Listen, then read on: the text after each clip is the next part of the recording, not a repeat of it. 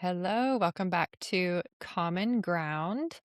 Our last recording was a bridge episode that summarized Genesis 1 through 9. So now we're back this week and we're going to pick back up with Genesis 10 and 11. And in the last post, we were talking about how humanity survived and there was this promise that was made.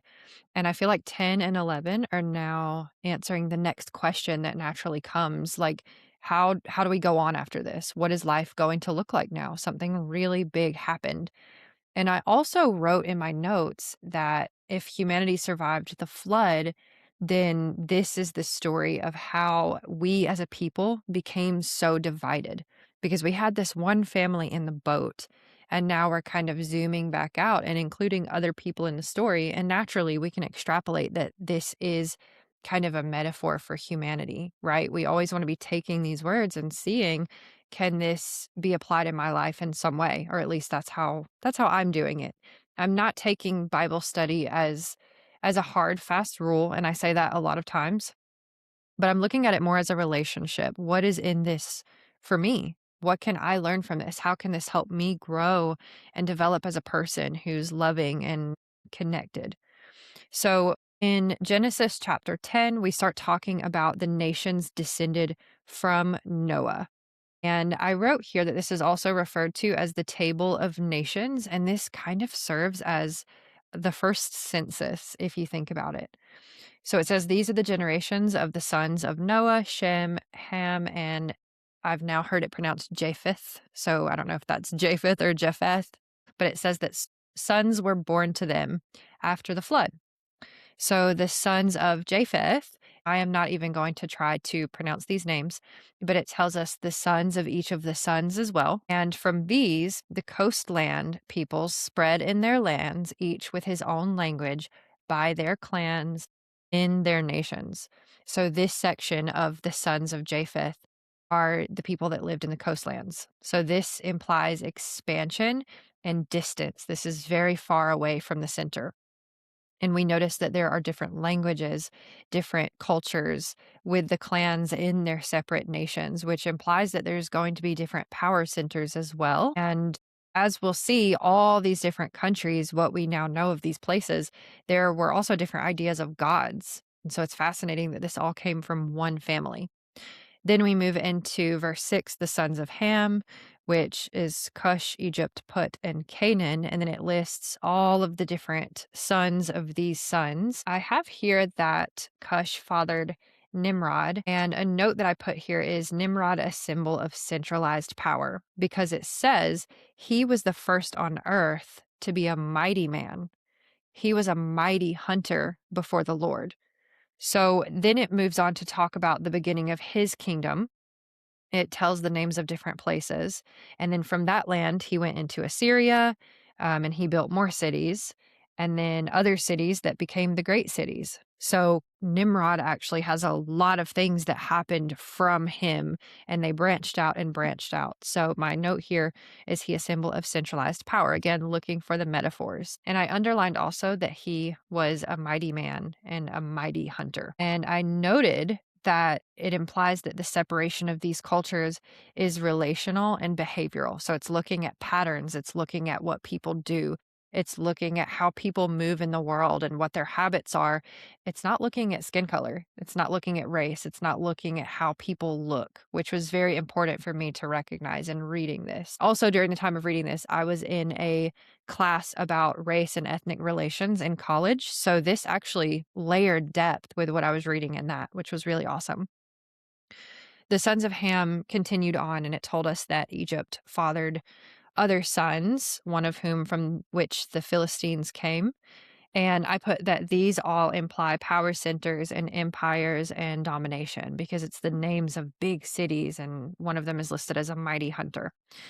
Then in verse 15, we see that Canaan fathered his firstborn. And then from there, we see the sons of the sons, and the clans of the Canaanites dispersed, and the territory of the Canaanites extended from different city names that I do not want to butcher here, but it starts saying all of these city names, implying that this spread very, very far. And it says, "These are the sons of Ham by their clans, their languages, their lands, and their nations." I noted that there's no judgment here. There's no this is good or bad. It's just stating facts. It's not saying that diversity is in any way bad or in any way division. It just is. And these people went their separate ways. I also put a note here that so far from my experience, the Bible actually waits for intent to be revealed before evaluating or judging the goodness or the badness of something. So a lot of times it kind of leaves us on the edge of our seats waiting, like, wait, what does that mean? Like, is this good or is this bad? And a lot of times it doesn't give us an answer. So we will have moments where it outright says, like, God said that this was good or God didn't like this. And other times things are just stated and then the story comes together later. In verse 21, we go to Shem and it tells of all the children that he fathered and then the sons of the sons. So I categorize the sons in terms of expansion and distance and space, and then power centers, empires, and domination, and then covenant and calling, which is an entirely different family line, all that came from this one family. These are the clans of the sons of Noah, according to their genealogies in their nations, and from these nations spread abroad on the earth after the flood. So, this is a huge taking up of space that is happening, and it's told unemotionally. It's told in ways that are very straightforward and factual, showing us that generations are continuing on and cities are being built. Then we move to chapter 11, the Tower of Babel. I've also heard this pronounced Babel. Now, the earth, the whole earth, had one language and the same words. And as people migrated from the east, they found a plain in the land of Shinar and settled there. And they said to one another, "Come, let us make bricks and burn them thoroughly." And they had brick for stone, and they had mortar. And then they said, "Come, let us build ourselves a city and a tower with its top in the heavens, and let us make a name for ourselves, lest we be dispersed over the face of the whole earth." So this is really interesting to me. I wrote here that this experience that they're having, let's build a tower, let's make it reach the heavens, let's make a name for ourselves in case we become dispersed over the earth and scattered. It seems like it could actually be a trauma response from the flood. Maybe these people are gathering together out of fear. Maybe they're having a sense of self anchoring that's coming from this external safety because this big scary thing happened. And I'm not sure how many generations removed from the flood this Tower of Babel is happening. But even if they heard stories about such a thing, that could be scary. And so, again, we see the same stories repeating in Genesis of a human becoming afraid and then reaching for survival tactics. What can I do to gain that sense of security and safety? And I put here that one moral of this story of chapter 11 can be that identity built on control and having all the answers and building that name from what you can control is probably not going to last. I also put that the translation here for a name doesn't necessarily mean a name, it means identity, legacy, security, and permanence. So this is not necessarily let everyone remember us as, the town of Babel or Babel. This is let us build security for ourselves. Let us have a legacy here that it has become permanent and we can feel safe and proud of. And the Lord came down to see the city and the tower, which the children of man had built. And the Lord said, "Behold, they are one people, and they have all one language. And this is only the beginning of what they will do. And nothing that they propose to do now will be impossible for them. Come, let us go down there and confuse their language, so that they may not understand one another's speech." So this is interesting to me because, again, God is speaking in us. Let us go down there. So we're still looking at this relational version of God that has been there literally since the very beginning when man was created.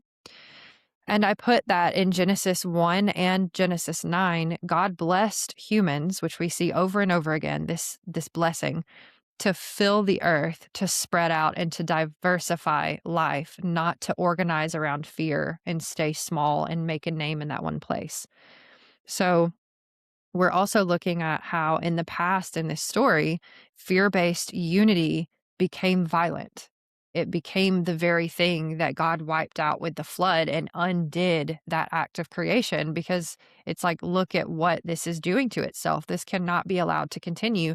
Creation is falling. And so I underlined here that God said, this is only the beginning of what they will do. So that's really interesting because it shows that he's thinking ahead of what this can turn into. And he was also worried about one language and confusing their language. And I put, why is the language the tool that God uses in this situation? And I thought that language is what enables us to coordinate and to make meaning together and to make plans together. But it's also what allows us to create a hierarchy. So, fear based systems that are built on hierarchy and telling one another what to do, and having the ability to make a name for ourselves that people can refer back to, can be dangerous. We saw evidence of this in the past. And so he targeted the mechanism that was allowing them to enforce this one set identity that they were clinging to, possibly in response to the flood, possibly trying to get their own sense of security. Either way, he's targeting that. And he's saying, I'm not going to be violent here. I'm not going to ruin lives again here, but I am going to scramble things up and have them go out and have more diversity. So the Lord dispersed them from there over the face of all the earth, and they left off building the city. Therefore, its name was called Babel or Babel, which sounds like the Hebrew word for confused, because the Lord confused them there and confused the language of all the earth. And from there, the Lord dispersed them over the face of all the earth. Again, this is very repetitious. This is what I'm learning about Hebrew storytelling, is that it's really driving the point home. And I put here that God is breaking up the hive mind. He's not breaking the humans. He's not harming the humans. And I put that he also seems to be restoring that original trajectory of Eden again. And even though we're no longer in Eden and Adam and Eve were sent out to go and diversify and to learn relational wisdom, that's what he's wanting people to go do. Don't huddle up here. Don't all have this one way of thinking and protect that fiercely and build up from that. Go out and relate to other people. So then we move to Shem's descendants. Oh, I also thought it was really interesting that the people in this town were called the children of man. If we look back at a previous chapter where the Nephilim were brought in, I think that was in our episode 2 or video 2, when we got into the book of Enoch. We learned about how the sons of God saw that the daughters of man were attractive, and they took as their wives anyone that they chose. And it was very specific here, the sons of God and the daughters of man. And here we see the children of man. Not sure if there's anything important there, but I thought that that was interesting, the way that they were spoken of. So then in verse 10, we move into Shem's descendants. And these are the generations of Shem. He fathered someone 2 years after the flood. And Shem lived after this 500 more years and had other sons and daughters. For a huge chunk of this chapter, we are going again to what we previously saw in Genesis, where so and so fathered so and so, he lived however many years. So it's telling us how long these people lived, and then that they fathered sons and daughters, and that they lived a total of however many years. I'm not going to go through all of the names here, but I will note that the total years of life starts at 500, and then we have 403. 403, then it jumps back up to 430, and then it jumps down to 209, 207, 200, 119. So I put that this is showing shorter and shorter lives, and we're also not hearing about any conquests or cities or titles or mighty men. We're just hearing about ordinary people. And I thought this was cool because if this is important enough to be included in this book, then to me, this is showing that the divine work of unity and relational living doesn't have to come through some big sense of spectacle, and it doesn't have to come through force. It can just come through normal people. And I also thought it was really interesting that this normalcy happened in the same chapter after the tower was those people were confused and they scattered from the tower, because it's a really stark contrast of what was happening before. Everyone was gathering together and building this city and making a name for themselves. And now we have this sense of normalcy, flow, lives beginning, children being fathered, and lives ending. And then finally, we end chapter 11 with the generations of Terah or Terah. We see all the people that this person fathered, and it says that he fathered Abram. So this is a very important character coming up. We've seen the generations grow down to Abram. And Abram and Nahor took wives. The name of Abram's wife was Sarai, and the name of Nahor's wife, Milcah, the daughter of Haran, the father of Milcah and Iscah. I don't know if I'm pronouncing these names correctly. Please do your own research on that. But the next part that's really important is that it says Sarai was barren. She had no child. And this is a word that's associated with feelings of heaviness, sadness, and hopelessness. So Terah took Abram, his son, and took Lot, his grandson, and Sarai, Abram's wife, and they went forth together and traveled from city to city to go into the land of Canaan, but they never made it to Canaan. So they got to Haran and settled there. So this to me was this is obviously stalled progress for some reason. This is maybe someone had a calling, maybe someone had a journey that they were undertaking and it became unfinished for some reason. I also thought about how this would have felt for the people that were journeying with their father and their father in law, what it would feel like to say, okay, we're going to go to the land of Canaan, but we're not going to quite make it there. We're going to settle in this place instead. And then it says that the days of Terah were 205 years, and that was where he died. So these people followed him. They thought it would be to the land of Canaan. They didn't quite make it. And then he died. So I put myself in their shoes and thought, oh my gosh, like this is probably devastating and probably very uprooting too. So I know going ahead that Sarai is going to be a very key character in this story. And moving into the next chapters, we're going to be learning more about Abram and Sarai and what happens with them and their families. But I think it's really important to note here that we had a lot of a sense of normalcy and zooming out into other families. Like there are all of these people that fathered all of these nations. We kind of zoom back in for a minute on the Tower of Babel, and then we see from there that we're zooming back out again to view all of these people living their lives of normalcy. And now we're zooming back in and we're going to be talking about Abram and his family, which is a key turning point in Genesis. So I'm going to save that for the next episode. Now, there are a few key things that I noticed within these chapters 10 and 11 that I thought was really interesting. So prior to the flood, there was escalating violence. And now in these two chapters, we see that it's not so much violence as much as it is finding control and security and possibly some reputation. But it's not humans trying to destroy each other anymore. They're actually trying to stabilize themselves. And so we're protecting a city, we're protecting a tower, we're protecting our name, and probably a sense of predictability. We want permanence here. And so the story is not so much violence and chaos as now it feels a little bit like anxiety and protection energy. I also thought it was interesting that in chapter 10, when we were talking about the Table of Nations, the text constantly repeats that these people were by their clans, by their languages, in their lands, in their nations. And so when we get to the tower and when we get to God dispersing the people and confusing their language, we've already had all these other cities built. We've already had all these other generations happening. So God isn't creating diversity when he scatters everyone from the tower. Diversity already existed. And the tower is how people responded to diversity. So instead of, moving out and getting bigger and bigger and bigger, we see this reaction of let's get smaller. Let's actually build something here and let it reach the heavens and have a permanent place here. So the text is showing us a sense of expansion. And then we're noticing that when uniformity is happening and unity is trying to be formed, it's being formed in this sense of sameness. Like we all speak the one language. We want to build a name for ourselves with this one sense of sameness. And I don't think that's the unity that God was looking for here. If I may, I think that he wanted unity to be, even though we're all different, we can all come together and work together and not build a name in this tower, but build connection and build a world where we can depend on one another and help one another learn and grow.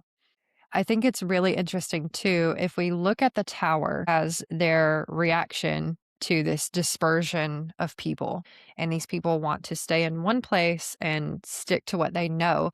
They're building a tower that's reaching upward to heaven. And the text clearly says, God says, "Come, let us go down." And they're confused their language. So humans are building upward, trying to get to God. And then in response, God moves downward to reach out to the humans. So again, we see this sense of creator, creation, love itself reaching back and not punishing anyone, but interrupting the flow of what seems to be a fear response and saying, no, wait a minute, like you're fearing this thing, this expansion of people. It's actually the answer. It's actually what needs to be happening. And so, in a sense, they're kind of forced to go out and do the thing that they were afraid of in the first place. But I think that this is showing us that sometimes the uncomfortable thing that we're fearing is actually the path forward. And it really shows us after this, because there's descendants, there's lives, there's things happening. It shows us that that expersion, that exploration of new places, it wasn't the end of the world. It wasn't their undoing. The world kept spinning. And so even though that sense of control can feel safe to us, it's actually that openness to new things that can help sustain life and can help keep things moving forward. So these chapters are very short, but they actually felt very deep to me. I feel like there's a lot of messages here that we could take forward with us. And a couple final things that seemed important to me. Like I said, I read ahead. And so I know that Abram is going to be very important. I know that lots of things are going to happen with him in this story. But when we zoom in and zoom out, and then we zoom back in to Abram's family, it's very normal. There's not like this moral description of him, and he's not said to be righteous. He's not said to be walking in the path of the Lord. It's not said that he has any achievements or he's a mighty man. He's just there. He's introduced to us. And the only thing that we're told about him is that his family left one place to go to another place and settled halfway. So they never even made it to where they were going, which means that they were on a journey that was unfinished. And to me, that's kind of symbolic, because when we say that we have faith in something or we're taking a leap of faith, we have to meet halfway. We have to jump off at that uncertain point sometimes. And so, like I mentioned, these people had followed their loved one onto this journey and it didn't go how they expected. I think a lot of times that's how life is. And so I really think there's some beautiful metaphors in the story where it's talking to us as humans and saying, yes, I know that you want to have identity.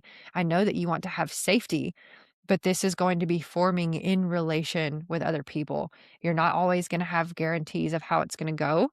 And you don't want to grow dependent on this one way of seeing things. Be open to other ideas and make movement forward based out of trust and not based out of fear.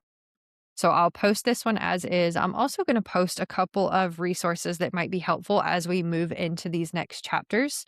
But as always, thank you for being here. Thank you for listening if you did this far. And if you have any feedback or anything else that you think might be useful as we go over these chapters, you're always welcome to comment on the post. But there's also a chat function open. So there is a chat that you are able to speak in and people can reply to. And then next week, we will pick back up with Genesis chapter 12.